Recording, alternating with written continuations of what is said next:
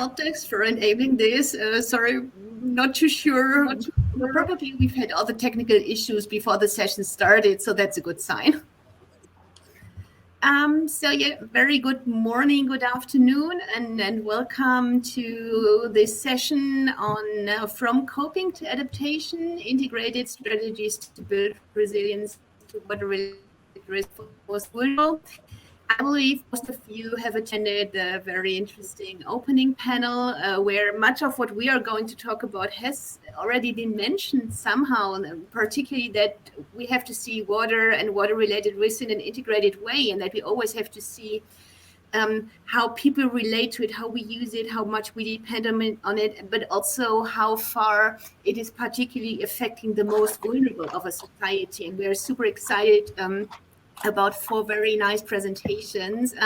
My name is Simone Sandholz, like my colleague Dominic said. I'm from the United Nations University, from the Institute for Environment and Human Security, where I am a senior researcher. And with that, I would hand over to my colleague Dominic.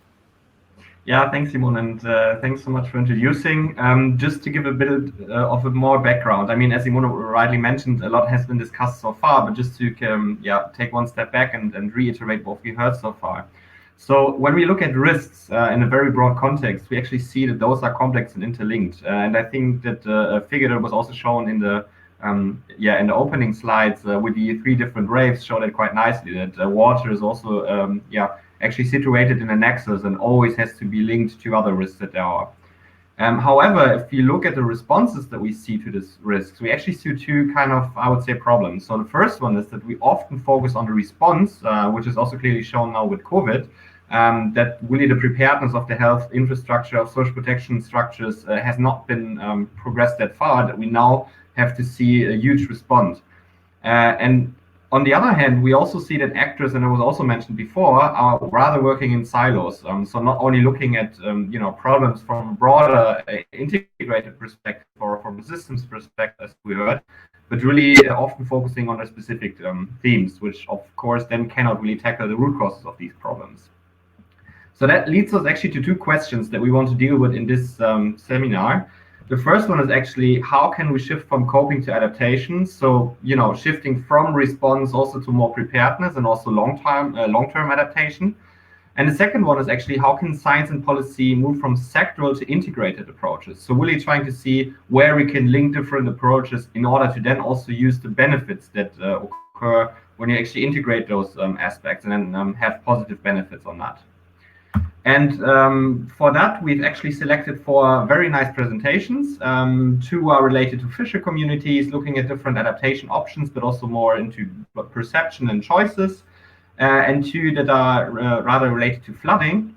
And without further ado, I would actually like to directly give the floor to our first presenters, which will present determinants of adaptation choices to climate change by fishermen, the case of rural fishing communities of the southern region of Benin.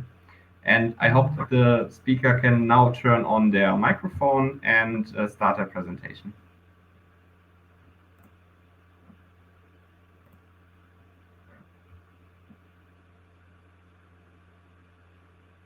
Is the presenter in the session?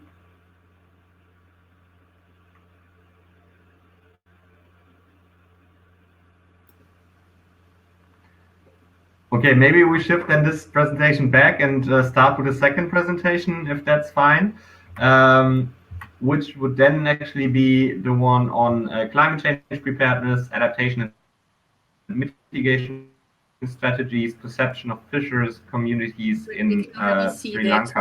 Divya Rajeswar is Srivantaman already switched on. Hopefully, switched on the microphone, so we believe.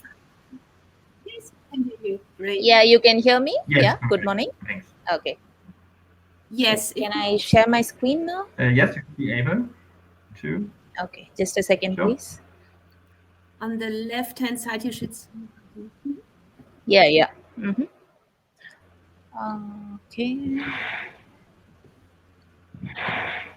Is it visible? Not yet, but now it is starting. Give it a second. Not yet. Yes.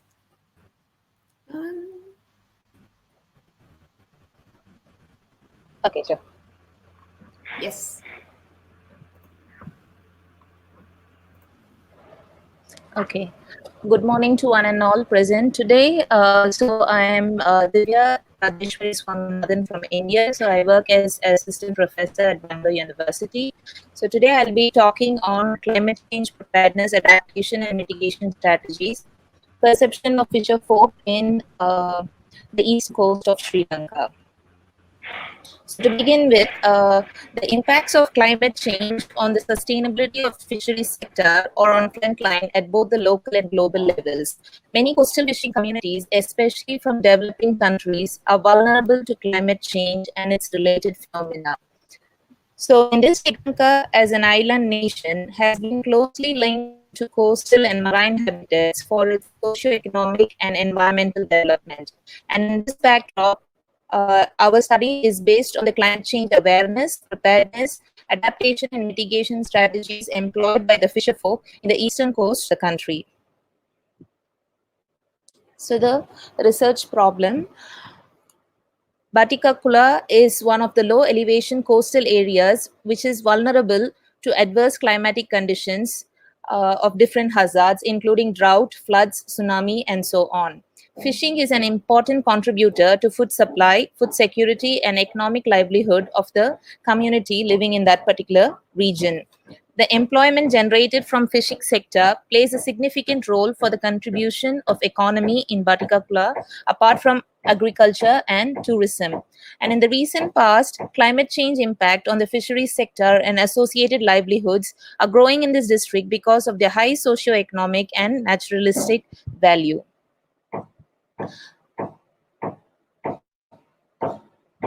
The main objective of this study has been to assess the preparedness, adaptation, and mitigation strategies of the fishing communities in the eastern province with the impact of climate change. Along with the main objective, the study also tried to understand the pattern of uncertainty of the fisher folk livelihood in the eastern coast and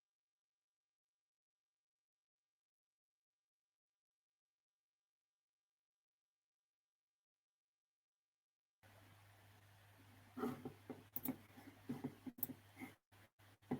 of the fisher folk in the eastern province.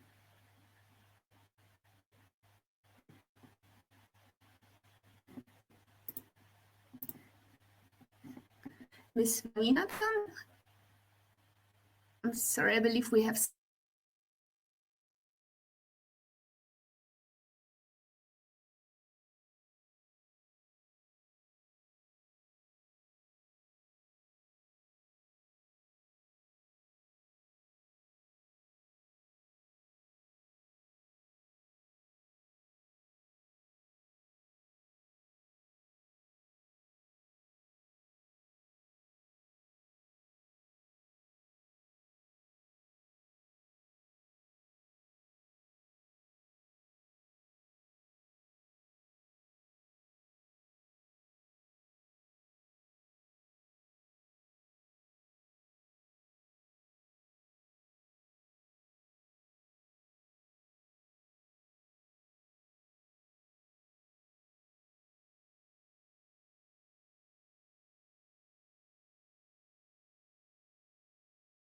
browser because that's what the technical support suggested. I'm afraid we don't have much of a different choice here right now, and apologies to everyone else.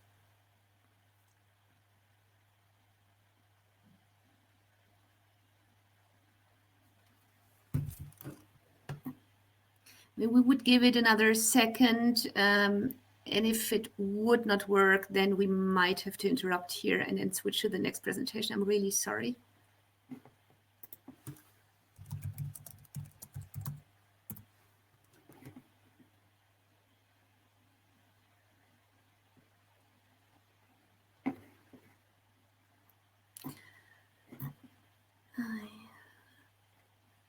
Apologies.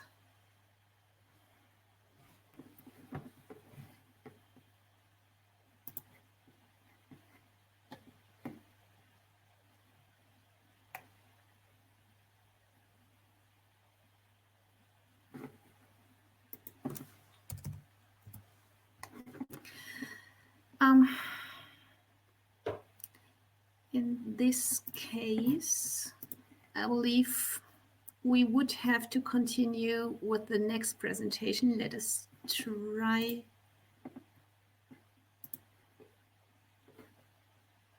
Yeah. Yeah, I believe no one can hear anything right now. I'm really sorry. The back-end colleagues are definitely trying to solve that. In the meantime, not to lose more people and not to like lose any more time, I would suggest, because yes, you can hear me, but we could not hear you, Miss Swawima Tanama. Please, sorry, this is a bit. Yes, you can. Yeah, but unfortunately, I don't have anything to present. It's nice that you can see Dominic and me. But what we can definitely see is that also Min Tu Nguyen is here and we can see him. So maybe it might be an option, Min Tu, if you would be like spontaneous enough to kind of prepone your presentation while we're trying to solve the other issues. I hope that we can override the presentation, that you could share your screen.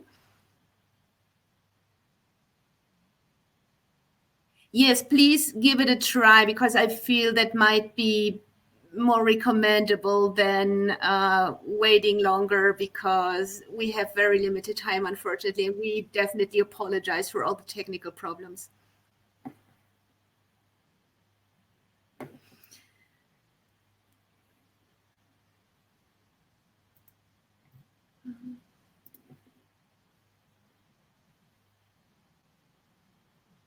Not yet, but it also took a little longer the last time we tried it.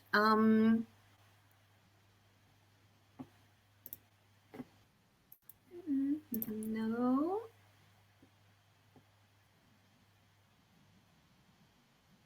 Yeah, maybe.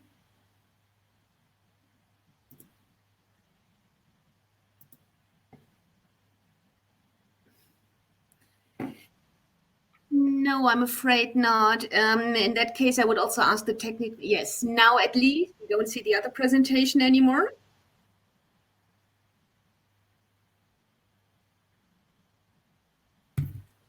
Okay, now you could give it a try again, please.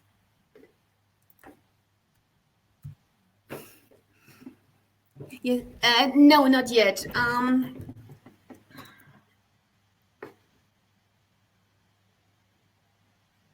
That seems to be the question of the day and of this session. Can you see the screen?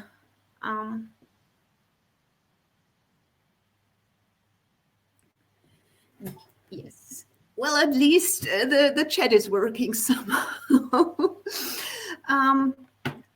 Okay.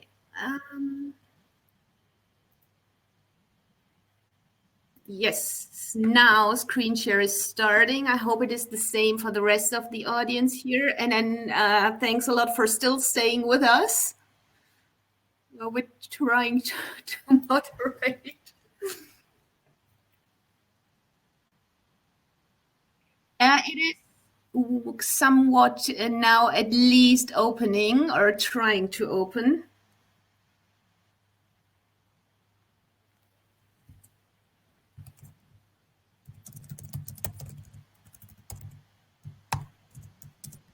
Yes, now we can see, at least I can see yours. Well, now it's getting funny picture, but your screen. Yes, there you are.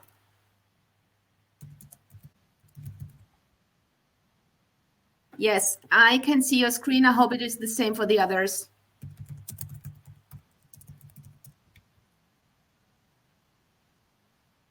Yes, please, go ahead.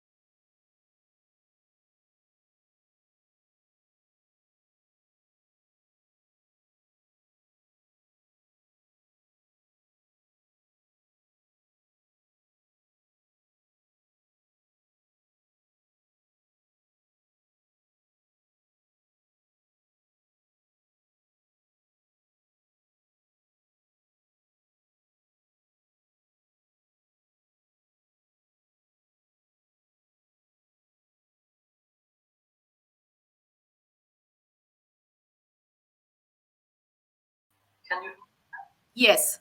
Can you hear me?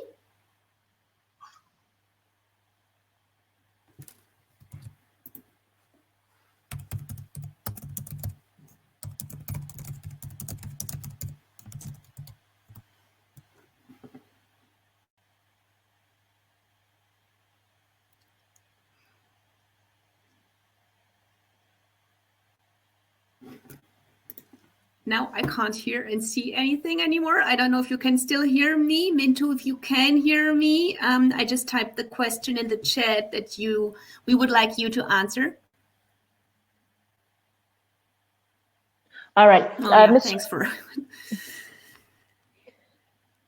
Okay, I can see you now as well. This is becoming a little more comedy session than I initially thought it would be. So apologies again. And then it feels like I'm going to apologize a little more often throughout this session.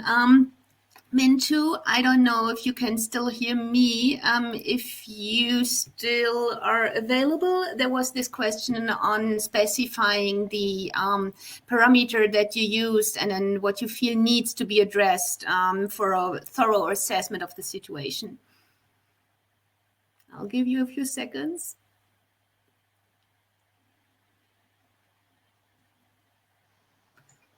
Well, in that case,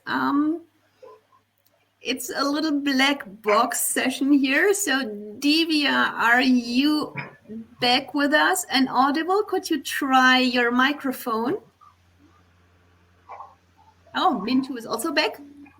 Yeah. Okay, I received a question from Mr. Khan on the basic parameter exactly that we needed to address to assess the situation. Mr. Khan, can you explain me about more basic about your question, because I don't understand which parameter are you mentioning to assess the leverage situation or to select the paper for the review. Mm-hmm. Great. Many thanks, Mintu. While we're still trying to bring Divya back, there's more questions in the chat if you would like to answer them too. One is on the local stakeholder engagement and then how that might be implemented in Vietnam. And then one very up-to-date and very actual question on how far COVID-19 has increased the risk of water resources, pollution, and environmental challenges. Maybe you would like to comment on this briefly too. Yeah. You can see, firstly, I will answer the question on the local stakeholder involvement. And you can see in the presentation, most of the assessment focus strongly on the modeling statistic, and that means they did not consume with the local stakeholder to know more information about the situation in the field and also on the development of the solution. So the reason why we suggest that we need the local stakeholder during the assessment of the load risk situation from the beginning of the study until the development of the solution. Because during our systematic review, there are local study like this, and we consider that the involvement of local stakeholder during the process of risk assessment and development of solution would help to bring more solution and more basic information on the risk assessment than without them in the process. And regarding your second question on the situation of COVID-19 that might affect the water pollution and water security in the field. To my understanding, the COVID situation will affect some people with a more vulnerable to water security. But fortunately, in Vietnam, the COVID situation apparently not too serious, and there are no strongly effects of the COVID situation on water security and water pollution at the moment, to my understanding. Many thanks, Mintu. I see there's more questions coming up, but I hope you will still stay with us without technical issues. Maybe we could first try to bring Divya back to give her the chance to continue her presentation, and then afterwards have like a joint discussion also with Mintu. So, Mr. Khan, don't be upset with us. We're just trying to first continue on the presentation of Divya. Your question isn't forgotten. So Divya, we could hear you. So maybe now, yes. Yes, perfect. So I don't know where I got stopped in the previous presentation, or should I start from the beginning? I guess it was on the second or third slide. I guess it was okay. the I can go briefly from the beginning, yeah. Very briefly, yes. Okay, perfect. So you could start trying to share your screen, because that also takes a second. And in the meantime, many thanks, Mintu. We come back to you in the final discussion. Perfect. Many thanks.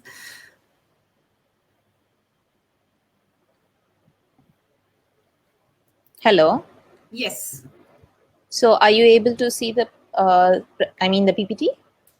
I can't see it yet, but I can see that circle moving. It's trying to. Okay. Maybe others have a faster connection, because I already see some yeses. Or I can just talk about it. Yes, please. You can already get started, because others seem to have a faster connection than I do. That's good to know. Okay. So I am Divya Rajeshwari Swaminathan from India. So I'm working as an assistant professor at the Bangalore University here. Today, I'll be talking about climate change preparedness, adaptation, and mitigation strategies, the perception of fisher folk in a community in the living in the eastern coast of Sri Lanka. So the impacts of climate change has been felt on the fisheries sector at both the local as well as the global level. Many coastal fishing communities, especially from developing countries, are vulnerable to climate change and its related phenomena. Sri Lanka is no different, and it being an island nation has been closely linked to coastal and marine habitats for its socio-economic and environmental development. Climate change awareness, preparedness, adaptation and mitigation strategies have become more and more significant among the fisher folk for their survival and to empower the communities. The region selected for study is Batika Kola, and it is located on the eastern coast of the Sri Lankan island. So it is a low elevation coastal zone which is often vulnerable to adverse climatic conditions, and it is impacted by floods, droughts, tsunamis, and so on. The fishing sector is the most important contributor of economic livelihood to the community living there. The employment generated from fishing sector plays a significant role apart from agriculture as well as tourism. In the recent past, climate change has impacted on the fisheries sector and the associated livelihoods because of their high socio-economic as well as naturalistic value. Am I still audible? Hello? Yes, you are. We can hear you loud and clear. Hello? Very good. Hello? Yes, you are. Okay. The first main objective of the study has been to assess the preparedness, adaptation, and mitigation strategies of the fishing community in Batika Kola to combat with the impact of climate change. And along with this main objective, we also try to understand the pattern of uncertainty of the fisher folk livelihood assets as well as their livelihood strategies. So in this regard, the study area chosen were two fishing villages called as Palamin Madu and Kaluwankeni. It is located on the eastern coast, as I mentioned, and this is a coastal lowland with considerable monsoon rains. Palamin Madu is a coastal plain, and it is around 1 to 1.5 meters above the sea level. And it is comprising of sand barriers and bar mouth, which are very unique landforms in this particular area. Kaluwankeni is a lowland plain with sandy beaches, and it has an elevation of around 2 meters above the sea level. So for this particular research, we employed a multifaceted stage in methodology. The first one, of course, was the literature review to understand the past as well as the ongoing scenario in the area. And then we also did an extensive qualitative study last year. And it was not completed due to the COVID situation, but we got most of the data that we required. And it was predominantly done to understand the fisherfolk perceptions as well as their livelihood strategies. The main methods included the observations, informal discussions, as well as in-depth interviews through purposive sampling technique among the fisherfolk, the community leaders, as well as the other stakeholders in the area, including NGOs. So here, most of the fishermen in the region or most of the people living in the community do not have any other alternative livelihood. They are mainly dependent on fishing for their income. And their income ranges between 30,000 to 50,000 rupees monthly. And it is mostly also paid to the owners of the boats and the middlemen who help them with their trade. So in the end, what they get back is quite limited for their survival. And in the recent past, climate change has been playing a vital role in their daily lives because of the increase in sea level, which is impeding the fisher folk from venturing further into the sea for catching the resources. And also the drought conditions have been increased compared to the past. And they also feel that the hurricanes in the regions have been more frequent in the present scenario. So in the past, they were not able to predict the hurricanes which were happening in the area. But now, due to frequent occurrence, they are able to predict it based on the change in the wave patterns. But they are still unable to predict the onset of tsunamis. So they still are in a vulnerable zone for both loss of property as well as life. And also they feel that there has been over exploitation of the fish resources, which has led to its depletion in the area. So what they are trying to do now is to venture more into deep sea fishing. In the past, they were more confined to inland fishing. So this area has a lot of lagoons and lakes where they were carrying their fishing activities. But now they are also venturing into marine fishing, more into marine fishing. And then in the past, again, these were mostly individuals who were trying to survive on their own. Now they have fishing unions and associations which help them with loans and other bursaries to purchase fishing equipment, maybe like nets, boats, and so on. And also manual labor has been replaced by machinery, so they are able to work for longer hours and gather more amount of resources, so their profits are much higher. And also there has been change in the timing of fishing. So in the beginning, they were more inclined to do fishing in the mornings, but now they feel that when they go for catch in the night, their produce is much more higher. And also they have come to realize that conservation measures are very important for them to retain the resources that they are available for themselves as well as for the future. And in that regard, they have started plant restoration in the lakes in the neighborhood. So this I see is the first step. And so far they have been working as individuals, and now they are coming together as a community to regulate the measures in the area, both to help them in their own survival as well as to protect the environment. The government is also taking some steps, but it is still very slow. So they are trying to bring in some regulations which can help them streamline whatever is going on there.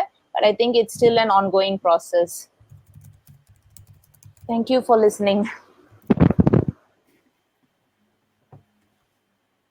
Thank you so much for this very nice presentation. It was. Please post them in the chat. I cannot hear you. You cannot hear me? Now, yes. Yeah, okay, good. I don't see any questions in the chat yet, but I would actually have one then. And Sure. Please, all the audience, feel free to share your questions in the chat so that we can actually address it. You talked about perception, but then also about technical solutions. So, for example, about early warning for tsunamis, but then also for basically for storm and winds. Where do you actually then see the match of this perception? So then also rather people related, but then also these technical measures.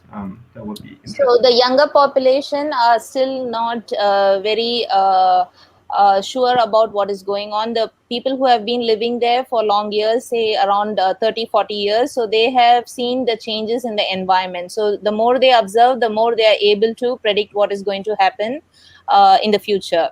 So that is where I think the perception plays a role. The technicalities are more a recent trend in the area. So still they are trying to bridge the gap between both. So that is what is happening in that particular area. And could you imagine that there is actually a link of all this, I would say, knowledge from the people to then feed into such technical processes or technical systems? This is still at a small scale level, so it is still at the community level. So this still has to be communicated to perhaps the government or the agencies which are more involved in setting up these early warning system components and so on. So that is still missing. So there is still not much of a dialogue between both the sectors. So the stakeholders still have to be brought together to bridge the gap. Okay, thanks. Okay, and then I actually see the first question already in the chat. So specifically, which aspects could be helpful in predicting the climate change impact? If you maybe want to address that. Specifically, which aspect could be helpful in predicting? I think the one thing they kept on mentioning was they are not familiar with the term climate change, but then they can see the changes which are happening around them. So with that, they are able to also realize that where there were more resources in the past, it is now missing. So they are trying to connect both, but they don't have a term for it. They're just doing it based on what kind of economic returns they're getting back. And this is what they are basing their decisions on. And we have to, like, for instance, when they are saying that, okay, in the past there were a lot of rains, and now also there are a lot of rains, but then maybe it's raining the whole year, but we don't know whether it is actually impacting the fish resources, but then the fishes seem to be missing. So then possibly there is a relevance. So they themselves are trying to get the clearer picture now. So I think that is how they are trying to predict what is happening around them with regard to climate change. Mm-hmm. And do you see any way forward of how one could change that? I mean, well, awareness is certainly an interesting case, but then also maybe some kind of education. So do you see any, as I said, any way forward to solve this problem? So they have some volunteers and also some NGOs trying to introduce some training programs in the area to increase the awareness related to this. So that is, I feel that is a step forward in this particular region for the people to be more aware of what's happening around them. Okay, thank you. Are there any last questions? Because otherwise I would actually then proceed to the discussion that we can have.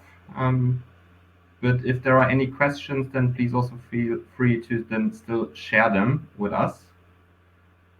But right now, I don't see that this is the case. And for the discussion, Simone, I was actually thinking of, to look a bit more into this way forward. So how can we actually solve that there is like a shift, or how can we foster such a shift from adaptation, from response to actually adaptation? How can we also interlink different approaches?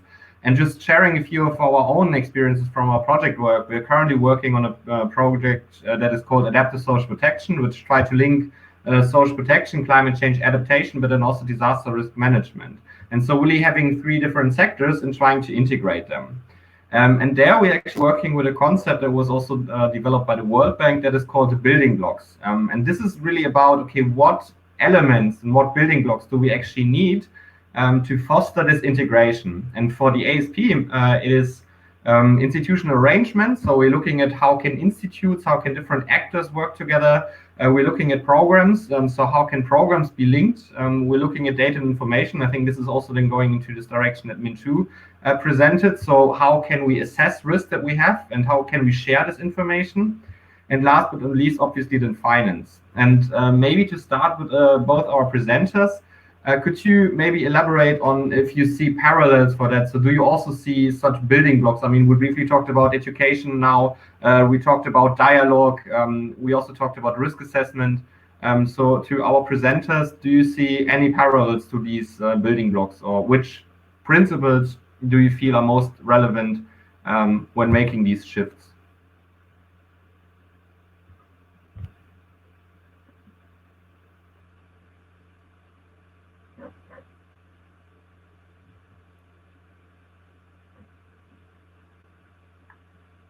Maybe Mintu, are you still with us? Can you maybe elaborate on that a bit?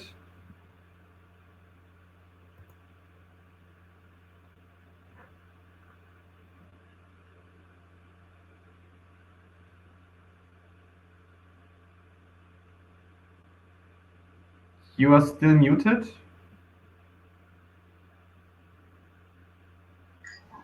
Sorry, Dominic. Yeah, can you hear me? Yes, I can hear you. Perfect. Yeah. Can you repeat the question a little bit? Because yeah, sure. I mean, when we look at principles, so how can we actually create a shift from more coping to adaptation, and how can we actually link different sectors? Maybe you could elaborate a bit on what's risk information and risk assessment. What is the role of risk assessment and risk information in linking different sectors, and in also trying to move from again response to more adaptation? Yeah. One of the version related to the literature review of the assessment of love rate Vietnam that we need to address on the driver of love risk, and then if we apply only the modeling or the statistics method, that means we only know about the natural conditions that leading to learning, and there are other driver like the social driver, political driver, and also economic driver that can lead to the more vulnerability to love rate in the field.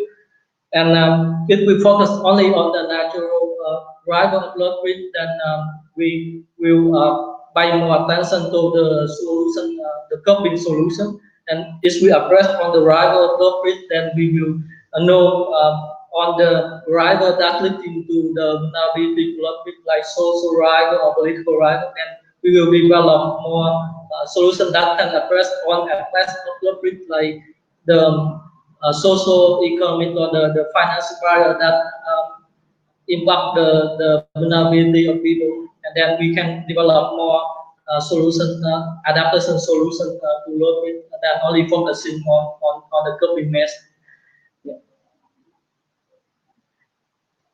Yeah, no, very interesting, and I would definitely share that experience, that it's very important if you consider risk to really try to frame it as a very broad theme, and also look into different aspects of risk, and not only focusing on those that are kind of related to the own subject, but also really trying to make the link, as you nicely said, also to other risks in order to really reach these root causes and therefore tackle risk. Definitely agree. Maybe Divya, is there any comment from your side?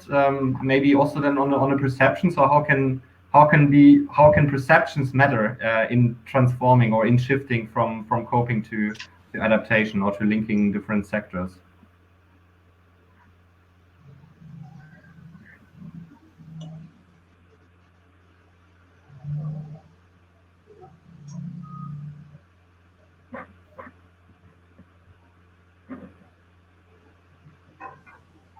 It seems we have lost her because I not can't with us see anymore. her. Okay. That's unfortunate. But maybe then also to the broader audience. I mean, do you, from your project experiences and other research that you're currently doing, do you have any kind of building blocks or any principles that are key for this transition that we're looking at? Maybe anything to share?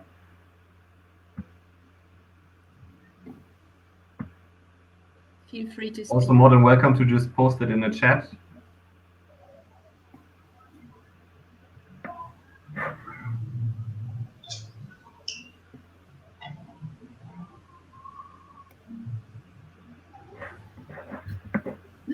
I like that. Perception is important, but communication is more important.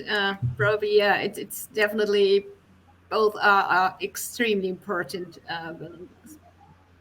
per people. And I feel that this is also quite nicely mentioning on what has presented before with the dialogue. So certainly it is important to acknowledge this perception, but then it's even more important, I would totally agree with the communication, that you have to use an information transfer. So how can you use this information and also in dialogue with policymakers and in dialogue with researchers, to really look how you can integrate this knowledge that you have. I see there's, I'm really sorry that we cannot ask the questions that were posted to Divya anymore. We try to like hand her later on. Probably she dropped out due to technical issues, but I see there's some very interesting questions that came in to Min too. Which is related to ecosystem and ecosystem services, and to what extent did you analyze the ecosystem services in the regions and also ecosystem restoration?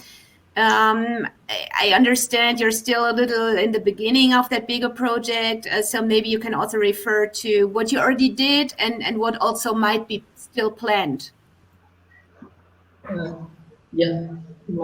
I will share my opinion on the ecosystem services analyzed in the region. And in the assessment of leverage in Vietnam, there are some studies that robot the ecosystem by adaptation. But I would say that for the assessment that basically analyze the ecosystem services, like the benefits of the ecosystem services and the value of ecosystem services for leverage reduction and how we can apply them in practice is still very limited.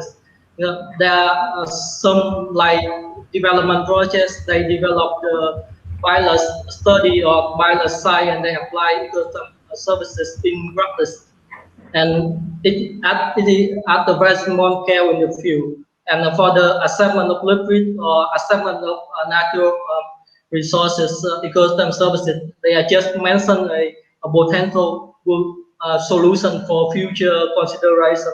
Like, for example, some leverage assessment, they assess the vulnerability of the region to leverage, and they propose several adaptation measures, including building up the system or restoration of ecosystem services. But it's just in the name of the ecosystem services, and there are no further information on how the ecosystem restoration will benefit the local people, how we can apply and then what are the barriers for the application, and how we can practically apply the ecosystem measure in the field. And I get that I think the assessment of the study in Vietnam, in our review, there are only one study that practically analyze the benefit of ecosystem benefits to leverage production, and other they just mentioned ecosystem services benefits, a very promising approach in the future without any further analysis.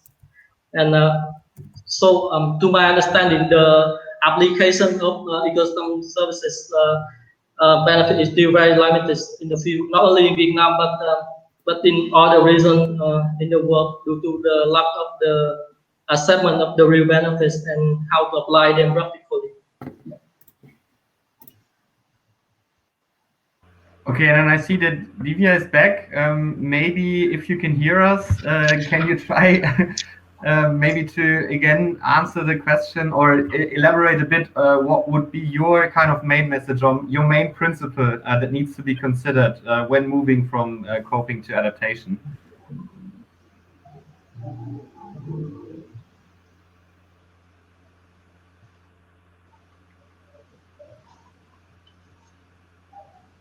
Hello. Yes. Okay, great. So with regard to this particular fisher folk community, I think they think more on short-term benefits rather than the long-term benefits. No, so it's more about what they can do today for survival, and that is all that they think about. If some kind of local agencies, for example, Fishermen Association, like wherein in India we have something like this. So comparatively in Sri Lanka, my colleagues were telling me it's more recent that these kind of organizations are coming up. And if they are able to play more an active role along with the local communities, possibly they can think of some long-term solutions. So this is what I feel maybe can be done. Yeah, no, definitely, I agree. And there was actually another question about comment on fishermen communication and disaster response. Fishermen communication and disaster response. I mean, Mr. Khan, could you elaborate your question?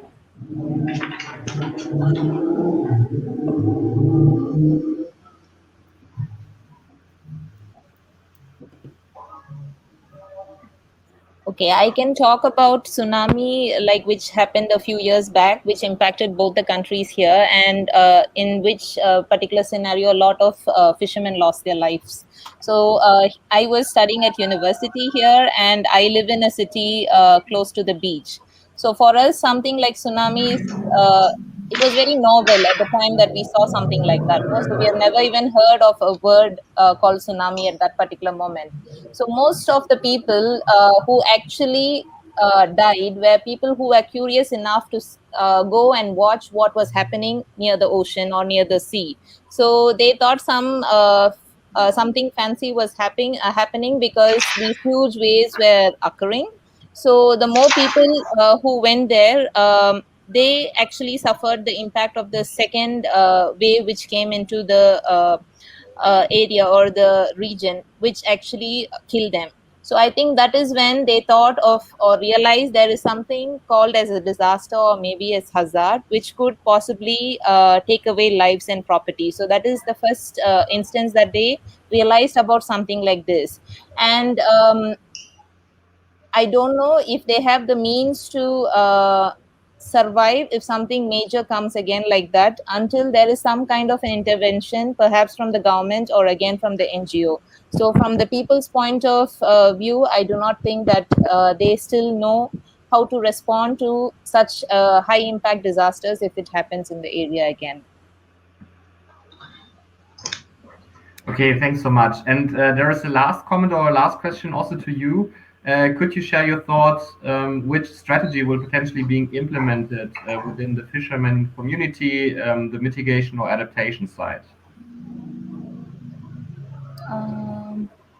They are trying to adapt more to the present needs, but it's still a very slow process, I feel. Mm-hmm. Okay, great. Are there any last comments or last questions from our participants and the audience? Because I also see that the session is going to close soon. So we have, I guess, time for one more comment or one more question.